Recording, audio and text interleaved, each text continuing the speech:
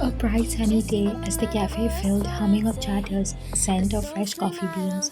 The freshly baked cakes and pastries were placed while the workers rushed around with orders. Here's an espresso. On the way, you replied, pouring the coffee and handed to one of the workers. Ma'am, go to your counter. We can manage the rest. Another worker came out of the kitchen with an assuring smile as you smiled back. Alright, you went back to the cash counter. You smiled seeing the hustle bustle of the cafe and felt proud of yourself. Finally, you achieved your dream of having your own cafe. You named it Coffee and Cakes. The name was quite simple, but you named it. It's a living monument of your success and revenge to them who called you useless. This place is not only a cafe but your home, a safe place where you find peace. Because the house you live is only a building made of bricks and walls. The person with whom you started, you had so many dreams, has broken away long ago. The man you called yours was never yours. It's been 5 years of your marriage, but you don't remember when you both went out together last time. You both have already separated your lives under one roof, but in front of the whole world, you are husband and wife. You have succeeded to create a fake image of a happily married couple. Everyone admire you both as a perfect couple, not knowing the distance between you and him. Suddenly, Zena, your best friend, called you, breaking your thoughts. Why and look, she said, handing you her phone where a video is playing. Now you'll welcome a guest business tycoon who took his empire to Billionaires Club and a secure number one position in the industry. The one and only John Jungkook, the host announced as the crowd cheered welcoming Jungkook on the stage. As usual, he was looking breathtaking in the navy blue suit. With a confident smile, he walked towards the stage before standing beside the president.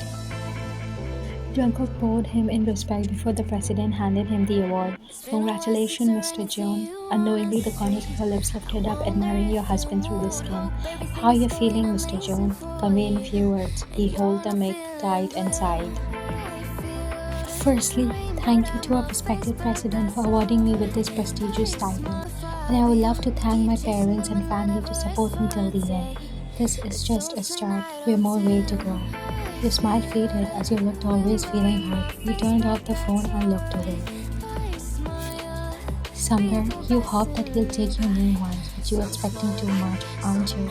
You sighed heavily, handing her phone back. She noticed your face as she understood how you felt. Ryan, she placed her hand on your shoulder and you smiled sadly at her. It's okay, Sunny. Now I'm used to it. I didn't mind. Her eyes softened as she looked away. He didn't even told me once. How can I expect him to remember me? You chuckled sadly as I felt guilt for showing the video to you. Ryan, whatever I should check on the deliveries. You said, changing the topic as she understood and nodded. I'll help you. Sure. You both left while the TV of the cafe continued to show him on the news channel. And lastly, I would love to thank my wife for always being there for me in every difficulties and tough times. He smiled, handing the mic back. Thank you, Mr. John, and again congratulations on your success. Time skip. Jungkook halted his car in front of the mansion as the huge gates opened. He parked his car and stood in front of the door. After ringing the 3 doorbell, it was opened by one of the maids. He entered with a trophy and an orchid bouquet in his hand before looking for someone. Let me help you. The maid took those from his hands and going to take them in the room when he stopped him. Wait, keep them here for a while. She nodded and placing them on the table as he sat on the couch. He sighed, unbuttoning his coat. The maid came with a glass of water. Where's Ryan? He asked coldly yet hesitant and took the glass. She's in her room. Alright, call her for dinner. She has already had dinner an hour ago. He halted in the midway and sighed, placing back the glass without drinking. He looked at the trophy before standing up. Seeing him leaving, she asked, Sir, your dinner? No need. I've eaten in the after party, he said as she nodded. And throw the trophy away, she gasped in shock. Oh, why, sir? Just do as I ordered. He ordered. She finished by his deep, harsh voice. She nodded as he went to his study room. Meanwhile, he was standing in the upstairs, watching him leave silently. Changing clothes, Jungkook sat on the couch with a glass of whiskey. He stared at the bottle and sighed while pouring another glass. The toxic liquor went through his throat with a deep burning sensation, but that's nothing. Compared to what he was feeling deep inside his heart, when suddenly his phone rang startlingly. Getting annoyed, he picked up the phone, but saw his personal doctor's call. Yes, Mr. Min. Jungkook, your report has arrived.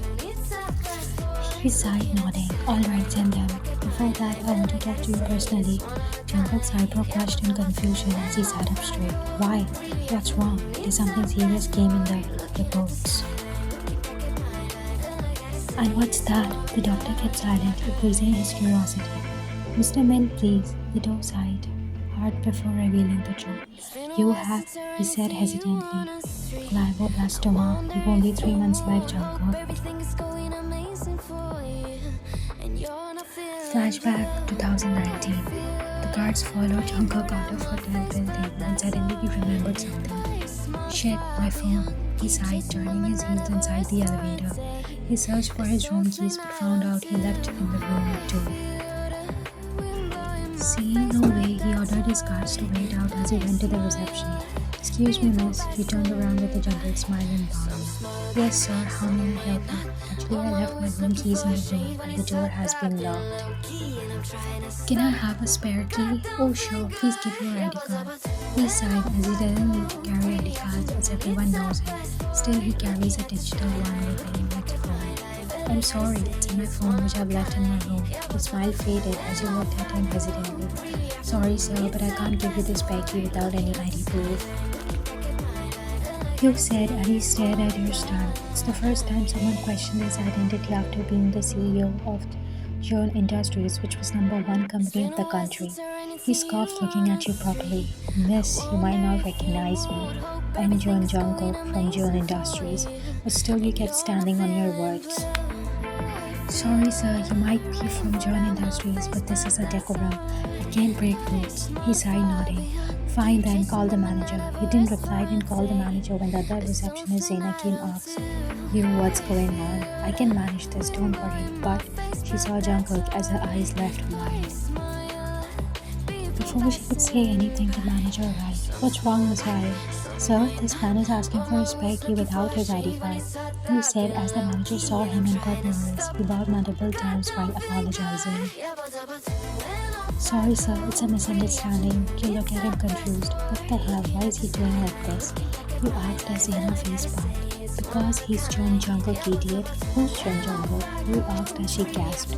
The only heir of Jeon and the youngest business tycoon in the country. He's always on news and articles for his achievements and handsome face. Now your eyes widen as you bit your tongue. You should have told me before. Why didn't you call me before? You looked back at him bowing and found him only staring at you while talking to the manager. How can a guy be this hard? Isn't he unreal? You hit her playfully and rolled your eyes. While Jungkook smirked and signaled his secretary. I want every single information about that girl, he said, pointing towards you. Okay, sir. He bowed and left. Why and right? Interesting.